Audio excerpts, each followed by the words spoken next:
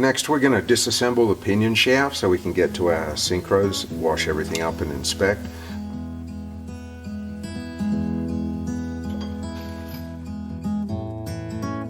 I'm going to have to put this into the press and press this bearing off. That's currently what's holding everything on, and let's go.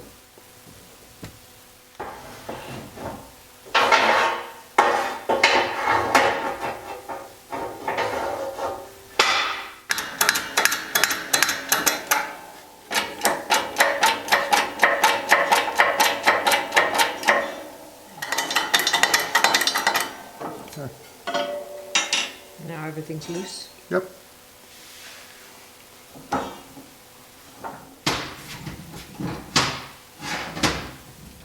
So now we've got it out of the press, I can start sliding off the pieces. Going to have my bearing, spacing washer, first gear assembly with the needle roller and the inner race, slider, the hub, second gear, pull out our hub and bearings. This is going to be our third gear fixed with spacer.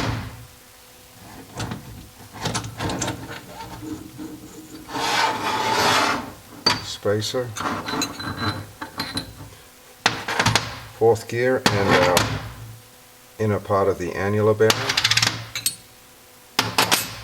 And finally our two bearing assemblies. The annular bearing, its spacer, and the case bearing. So right now we are going to be replacing the bearings, as I said earlier, mainly because they're about 50% worn, and just to make sure that the transmission gets its full life. So we're going to wash the shaft, all of our gears, spacers, replace the synchros. They weren't experiencing any issues on a first-second shift, so we're just going to be doing synchros, no dog teeth. Slider should be okay, but once it's clean I'll inspect it.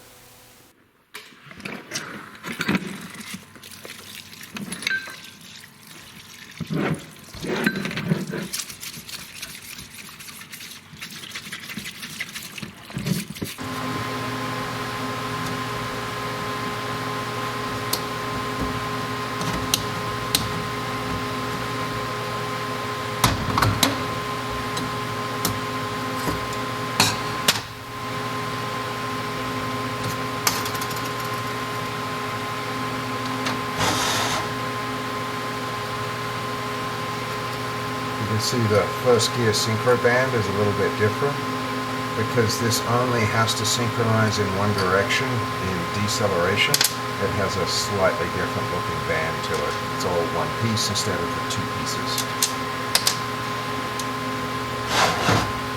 And then the other thing you'll notice is the first gear dog teeth are only slanted in one direction. That's because there is no upshifting to this gear, only downshifting.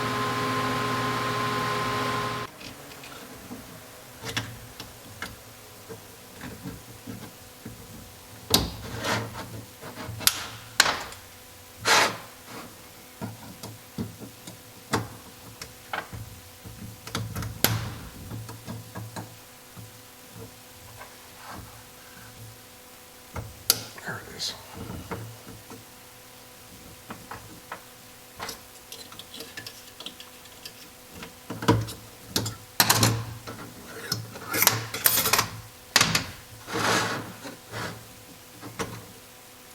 And second gear synchro.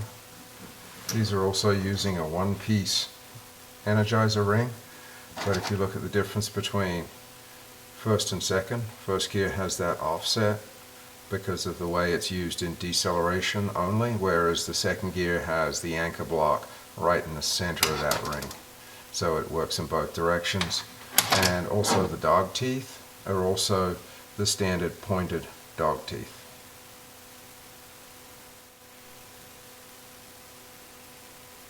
Right here too, where the point's been knocked off. The other area that they wear too is in here. See how it's got a little taper right here? As this wears down, it'll not apply as much pressure to that brake band. First gear side isn't awful looking,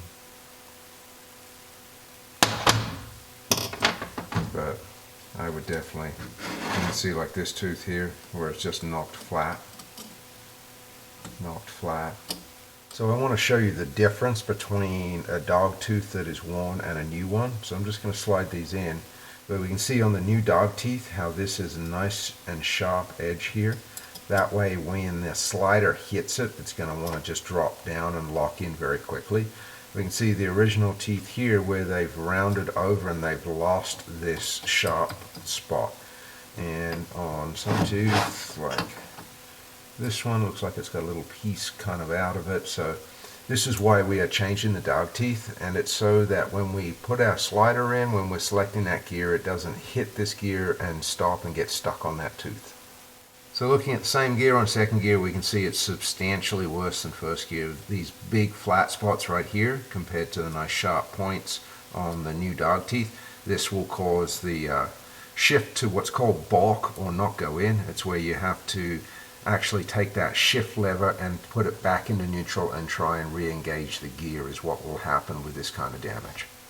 To remove and replace these dog teeth, it's the same as we did on the third gear. It's just a different tool because it's a different size synchro, but the process is exactly the same. Just going to connect them, bolt the tool together, put it in the press, and press them apart.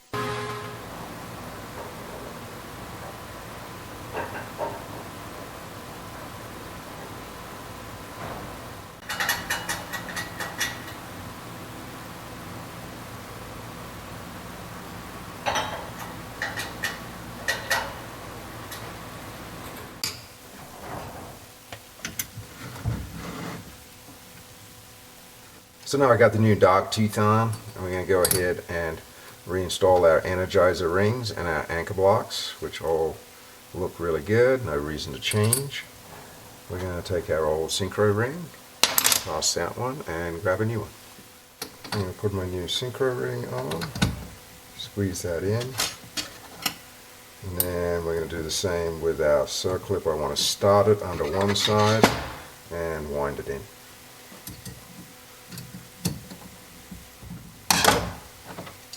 Okay, this is going to be pretty tight to move, but it should still move freely. Perfect. So I'm just going to do the same with second gear right now. I've got the fixture on to pull the dog teeth off. I'm going to pull it off, press on the new dog teeth, wash the gear, get it prepped, and then replace the synchro and get ready to reassemble our pinion shaft. So now we've got our new dog teeth on our second gear. I'm just going to take our Energizer spring with the anchor blocks, locate the anchor block, and then our top block. And I have our new synchro ring, same as we did before. This is just going to squeeze into place, make sure it locks down in behind the dog teeth, and take our snap ring,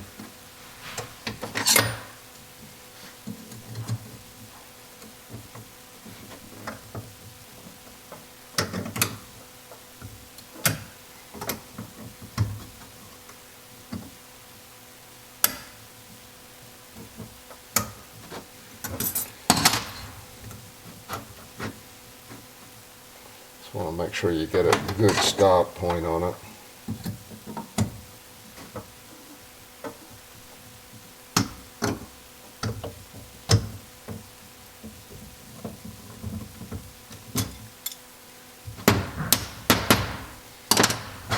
Okay, nice and everything's moving freely, and we're going to twist our synchros just to make sure everything moves like it should, which it does. So now I've got my synchros all finished up and new dog teeth. The last thing I'm going to do is I'm going to replace the slider. Now this slider, this is the old one, this is the new one. It suffers from the same problems where we can have damage on the teeth. This one is not horrible, but generally as a rule whenever I replace dog teeth I'm usually going to be replacing the slider. The other part that can wear is down in the slider itself. There's a small ramp that leads in. This ramp right here is what breaks against the synchro ring to help slow the gear down. And then once the slider moves all the way into the gear, this center part is hollowed out and helps lock the slider to the gear. It's time to reassemble the pinion shaft. Everything has already been washed and is clean, and when we're assembling onto our pinion shaft we want to make sure that, just like the input shaft, all of the parts have no oil between any of the surfaces, so we don't want to lubricate anything as we put it on.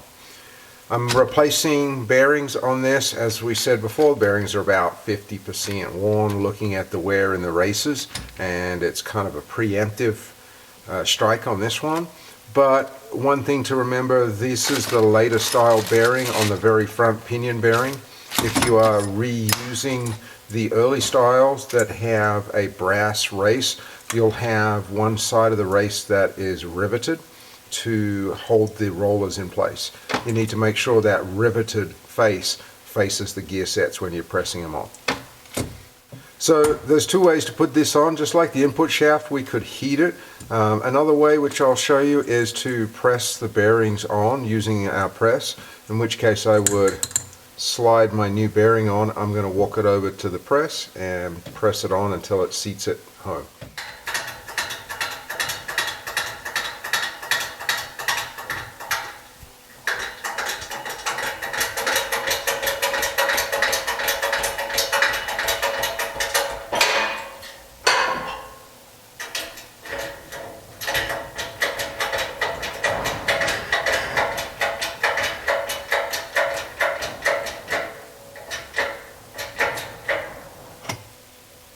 So the next bearing we're going to put on is going to be our annular 4-point bearing. This is the one that is responsible for controlling the pinion shaft depth.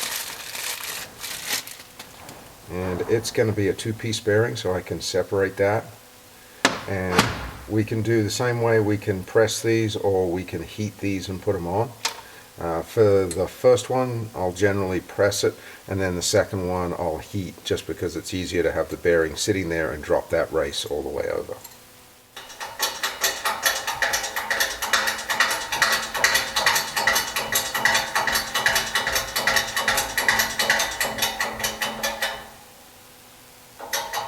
So now I've got the first part of the race on. I'm going to take my annular bearing. I've got to make sure the lip faces the next bearing. Slide that down over that shaft, and that lip is there because our pinion bearing retainer that bolts to the case is going to slide on like that. So just like before, I'm going to heat the bearing and then drop it over the shaft.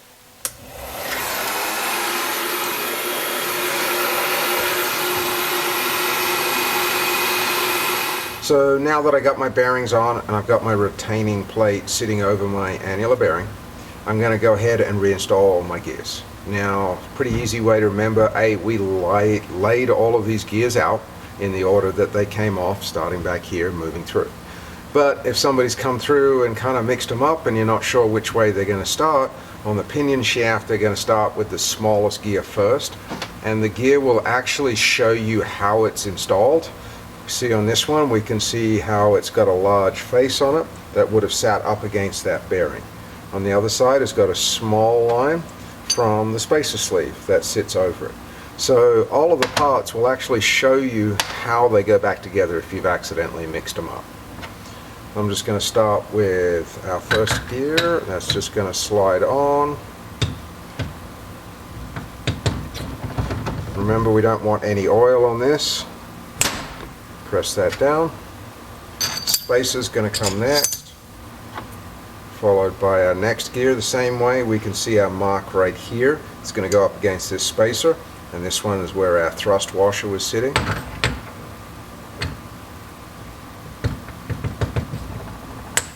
Press that down. Our thrust washer is going to go on next, and this too will show you that this part of the face was facing the gear, and we can see here where the loose gear, you can see where the inner bearing was rotating, and then the outer bearing out here. So we're just going to go drop that on. Our inner bearing cage is going to come next.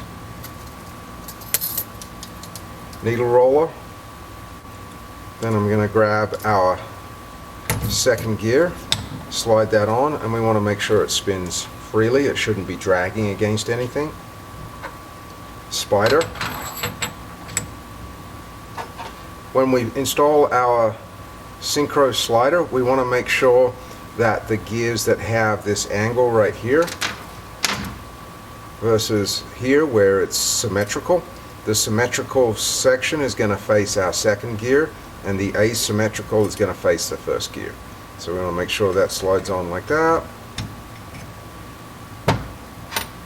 Next, our inner bearing spacer. This one can be a little bit tough. Inner bearing, and then our first gear. Lastly, we're going to have the thrust washer. And again, you can see the wear pattern on the thrust washer where it's been running on the different parts of the gear. Slide that on. The last thing is going to be our new bearing, which I got to grab out of the box.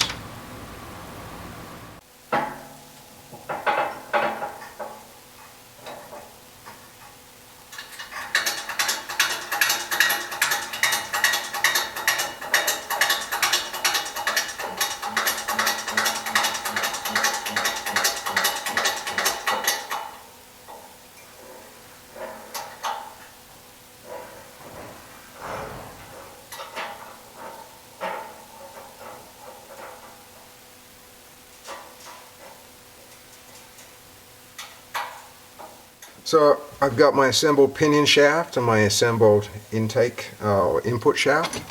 A quick way, if we just want to make sure that we've done everything correctly, when we line the two up, all of the gears should match and interconnect with each other. So for example, if you have switched this gear with this gear, it won't line up correctly, or if these are on backwards. This is just a quick way to check before you go and try and put the whole thing together. So all our gears should mesh together with, you can see why this spacer is here, needs room for the selector for third and fourth gears.